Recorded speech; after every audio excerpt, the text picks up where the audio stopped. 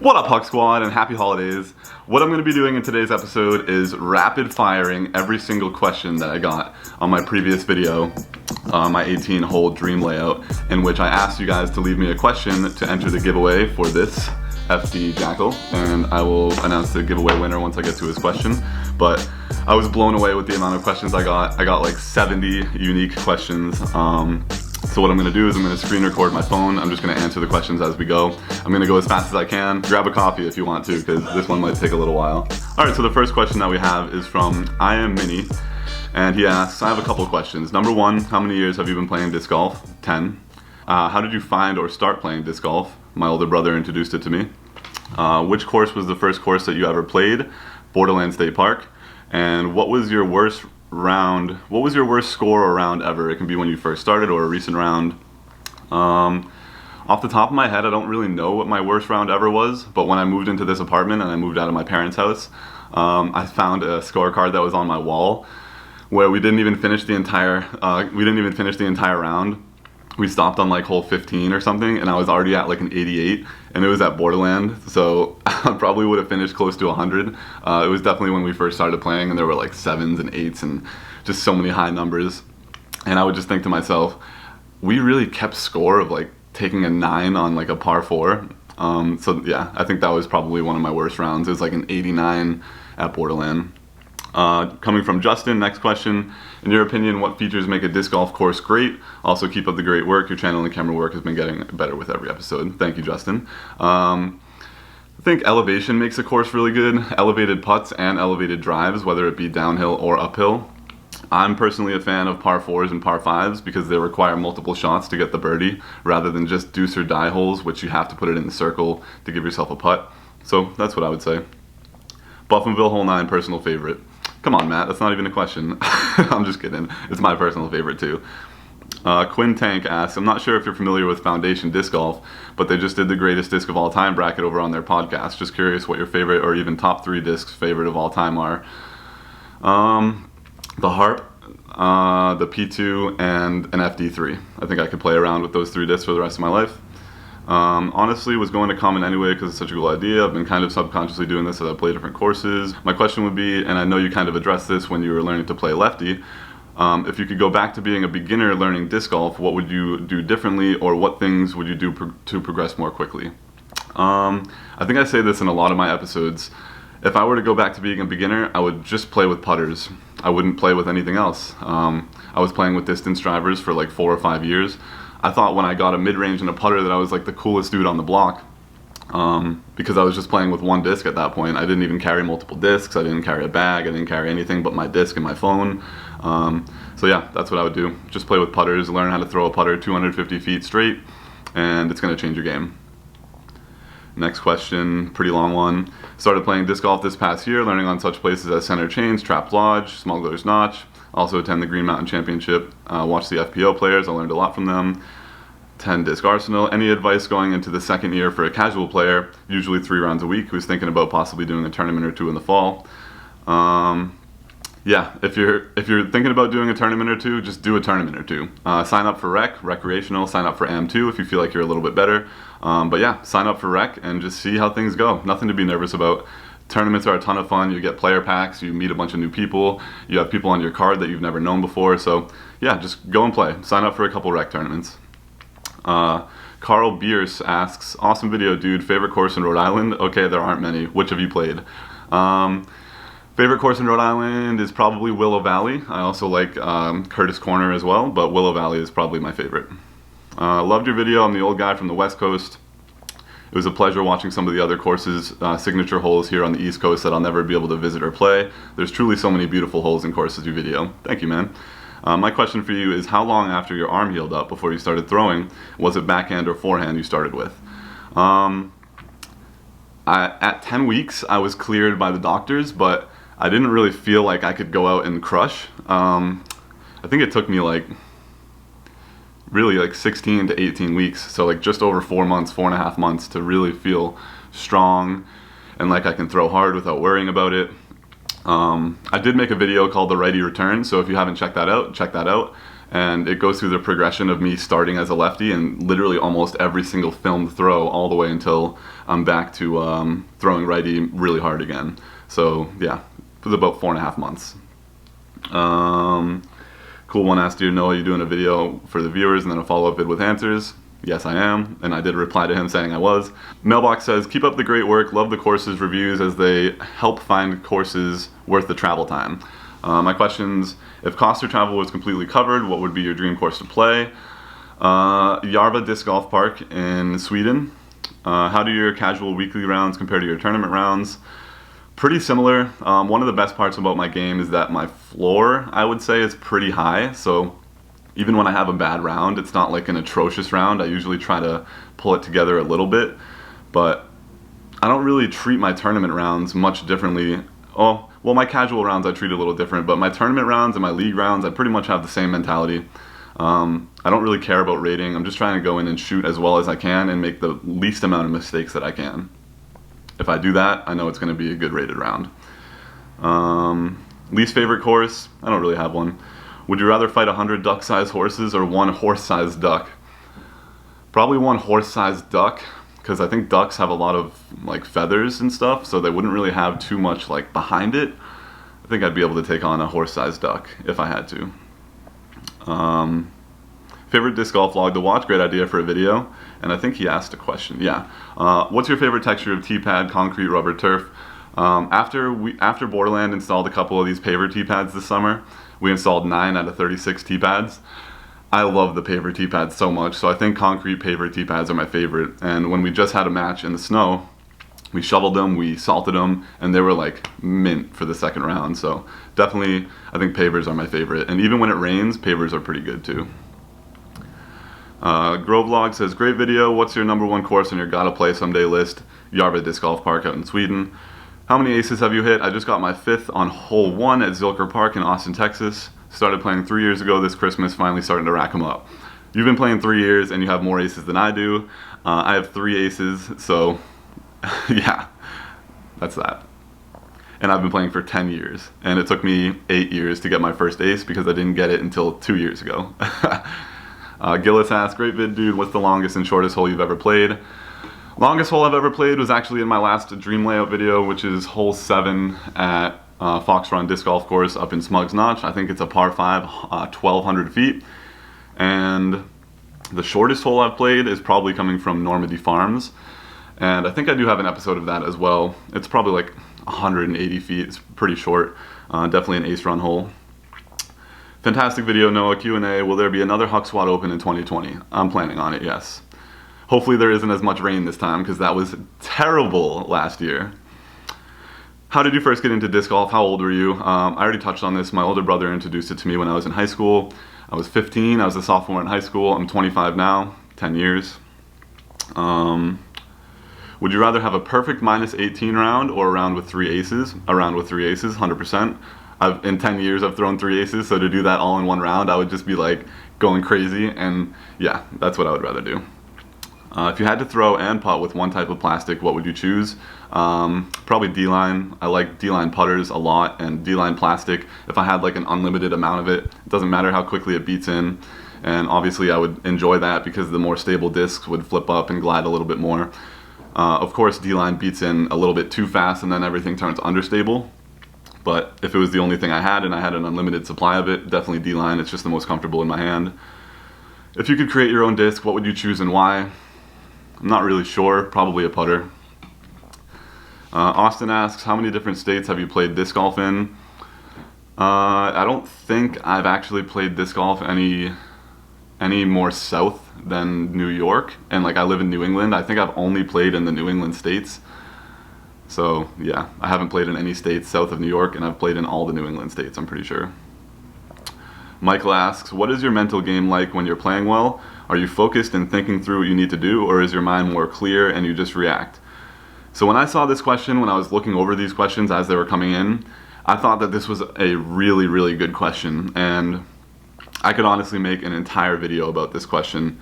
It was really hard for me to think of an answer, and when I'm playing well, it's almost just like things are bound to happen and I just need to go through the action of doing it. So like I'll step up to a putt and in my head it like will already be done, and then I just need to like do it. And if it doesn't go in, I'm like almost surprised. When I'm playing bad, it's like I'm all in my head. I'm trying to not miss the putt. I'm trying to conserve the miss. I'm trying to not hit that tree.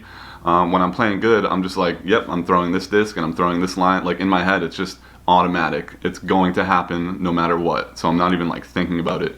But I really, really like that question. And Michael, you're going to be the winner of the FD. So drop a comment or we'll get in touch with each other. But yeah, that was an awesome question. And I wish I could elaborate more on it, but this has to be a pretty quick video.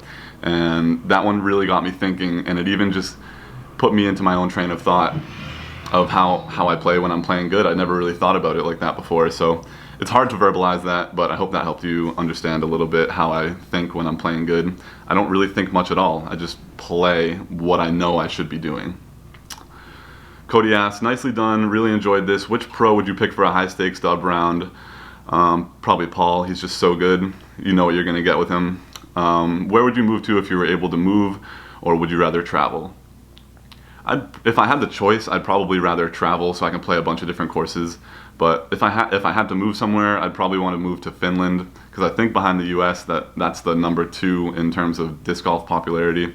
And just from all the videos that I've seen, everything out in Finland looks freaking awesome. Casey asks, will Chuck Group start sponsoring players? Chuck Group is just what we call the Huck Squad between us. Yeah, I'm hoping to sponsor a couple players next year, give them a couple gear, maybe pay for a tournament or two, maybe film a tournament or two. So it's definitely something that I've been thinking of.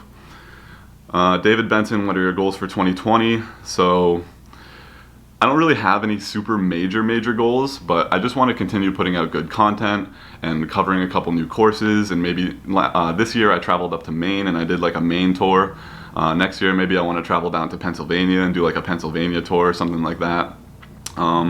Just want to continue putting out good content. I want to get my website up and running. I want to get merch like more consistent. I don't want to have to order it and do it per batch. I just want to have merch able to be sold at any time. So I haven't really buckled down and gotten that stuff done yet.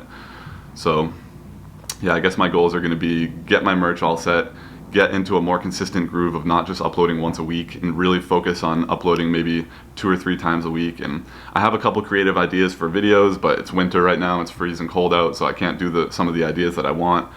But I do have a lot of goals for 2020, so hope you guys stick around.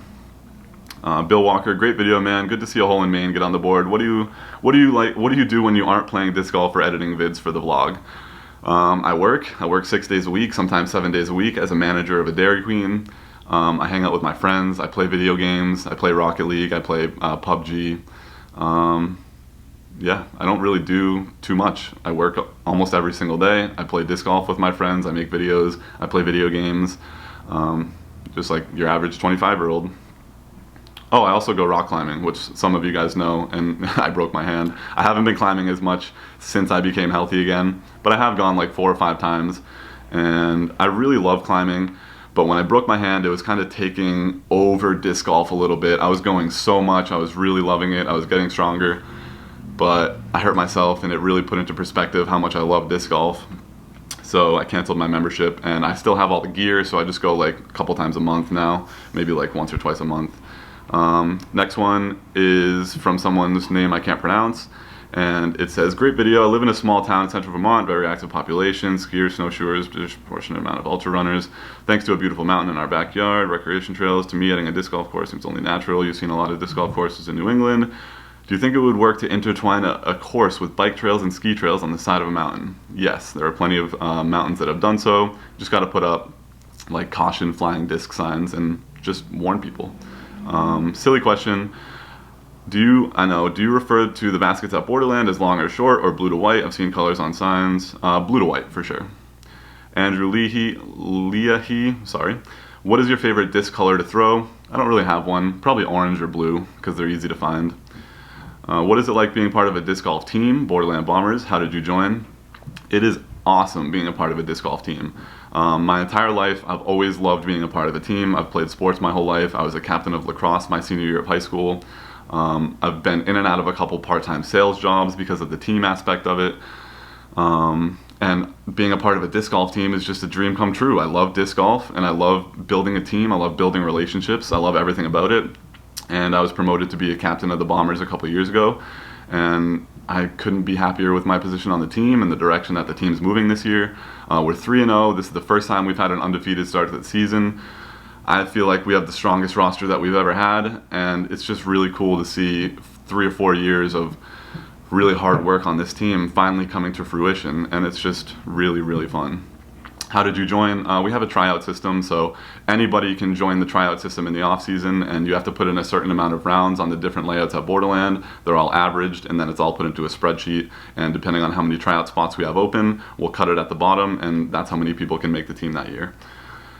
How come you mostly throw Discmania, says Felix? I just really like the plastic. I like the brand, and I don't know, I've been throwing them for like 4 or 5 years now. It really works for my game. I'm really comfortable with it, so I don't think that there's any need to change it. David Galvin, awesome stuff, man. Love the little shout outs to the squad. Thank you so much, David. No question, though. Oh, there it is right there. Commented before I get into the end. Non-disc golf cue. What is the most ridiculous fact you know? That one would take a little bit longer for me to think of. I don't know. I'm sorry, David. What does disc golf mean to you? Disc golf means so much to me. It is the biggest portion of my life other than work. I've met so many great people. I run this vlog, which I've also met so many great people through. Like we mentioned in one of the last ones, I'm now a captain of the Borderland Bombers, so being a part of a team and captaining a team and doing all the things that come along with that. And it's a beautiful sport. You can play it for so long. You can play it almost under any conditions. You can play it like anytime. You can do glow, you can do daytime golf, disc golf is just one of the best sports, and it's really cheap. There aren't many greens fees, and if there are, they aren't very expensive, and discs aren't expensive, and it's a great sport that I really want to help shed more light onto. That's partly why I'm doing the vlog and just all the stuff that I do for disc golf, because I just really love the sport and I want to share it. So thanks for that question, David. Do you pay attention to flight numbers? Yeah, I mean, just as much as anyone else would, just to kind of categorize like what speed this is and how much turn this has and how much glide this has. I don't really care about them that much, but I do pay attention to them when I pick up a new disc. I'm like, oh, how does this compare to like an Enigma or a Destroyer? A lot of the time with drivers, I'm like, how does this compare to a Destroyer? So yeah, I do pay attention to them. Brand new to disc golf, closest course to me is Borderlands. I already made number one. It's Borderland, by the way. Sorry, John. I already made the number one mistake all beginners make, buying the fastest driver available. What's the best advice you can offer to beginners? Already mentioned it at the beginning. Buy a bunch of putters, put your driver away, play 5 rounds with only putters, maybe 1 mid-range, and yeah, go from there. Throwing putters is going to show you your mistakes, that's for sure. Loki asks, as a fellow bass baritone, I dig your vocals and your take on how to select your favorite holes. Subbed. Thank you, Loki. Can you offer different themed, hardest holes? Yeah, that's not a bad idea. I can maybe do something like that in the future. Have you played any Midwest courses? No, I have not. What's the one course anywhere in the world that you have at the top of your bucket list? Once again, Järva Disc Golf Park out in Sweden. Used to live out in Athol, so it's great to watch your videos. I get to play them once a year, so when I come back to travel from Wisconsin, oh, that's awesome. Blackbird singing about a perfect world. Not a question either, sorry. Great video, man. My question is, when and how did you first begin throwing a lot of Discmania discs? Like I said, 4 or 5 years ago. How? I don't really know. I don't even know. I don't even know the first Discmania disc that I started throwing. Might have been like a CD2. It probably was just influence from a friend. One of my friends, Rivis, he's been throwing Discmania for just as long as me.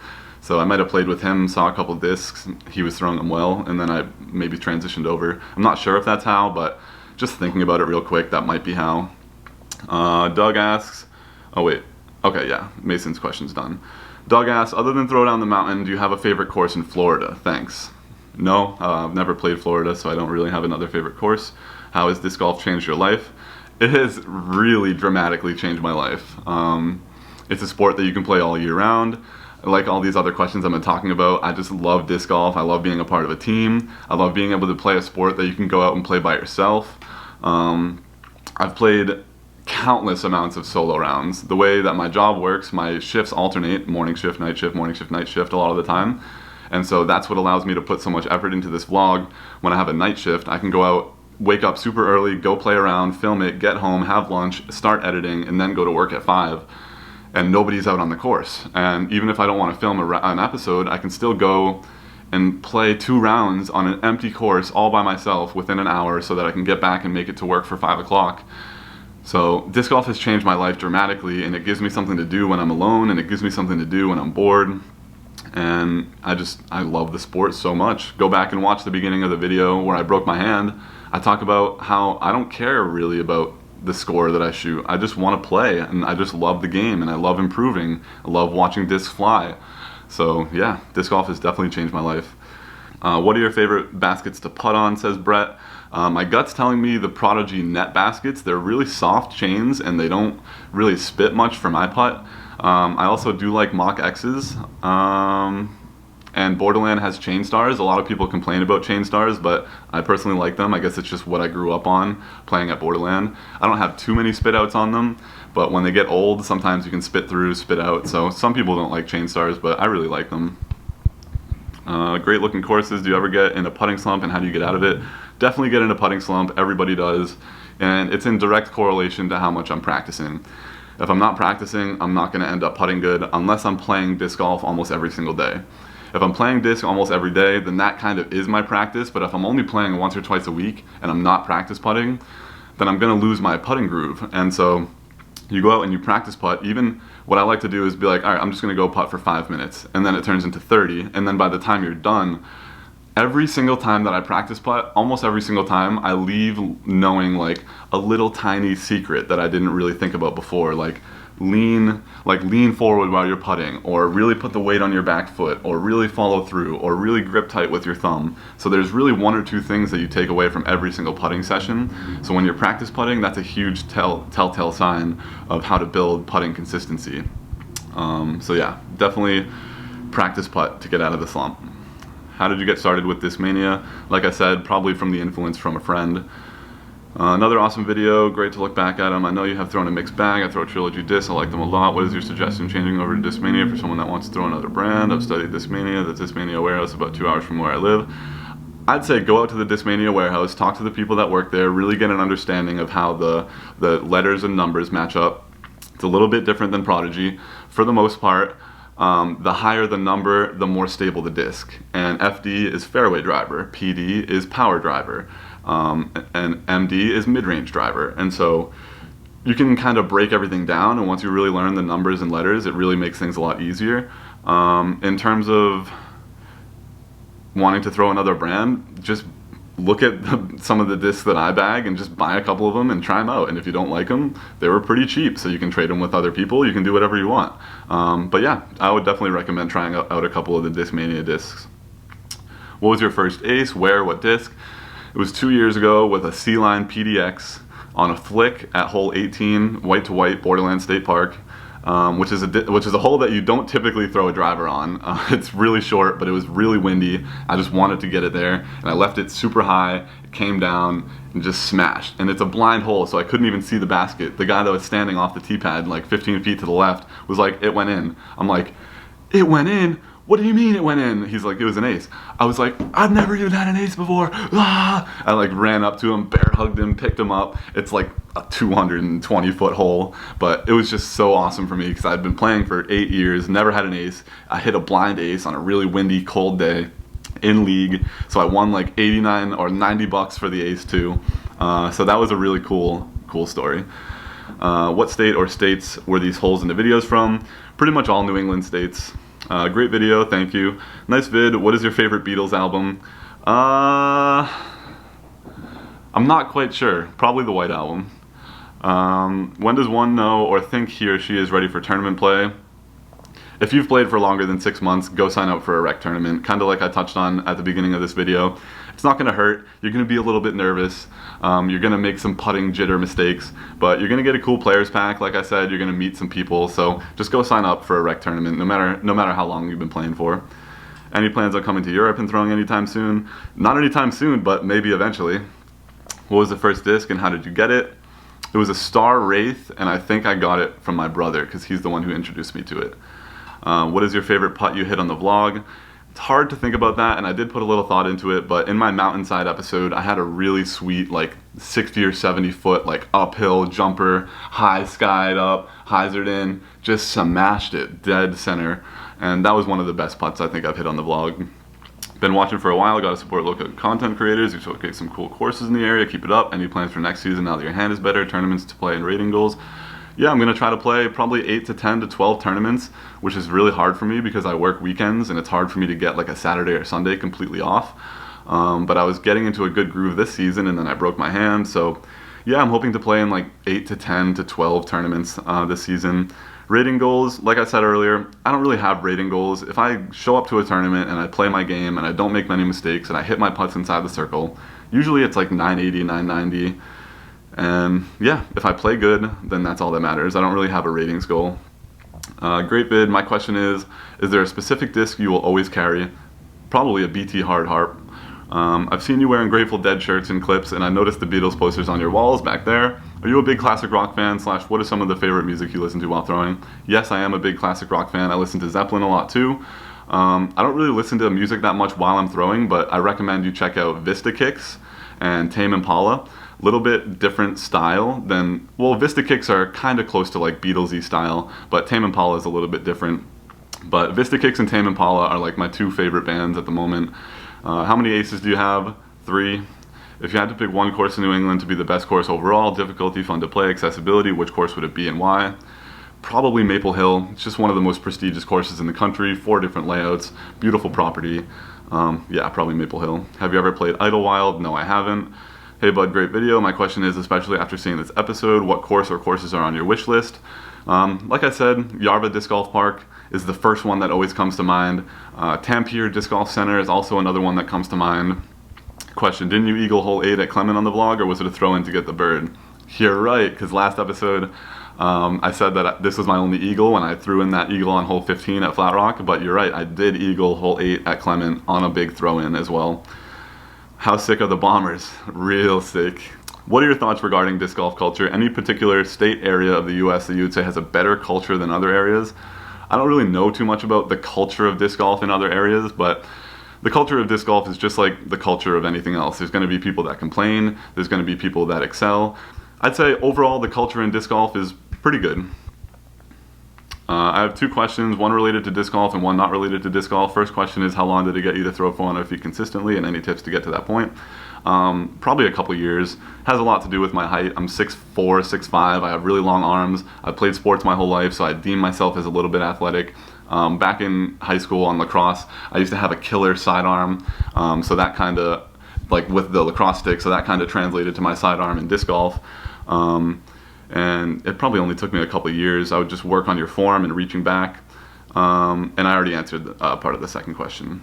What do you think about the P2 in comparison to the P3X? It's much more glidey.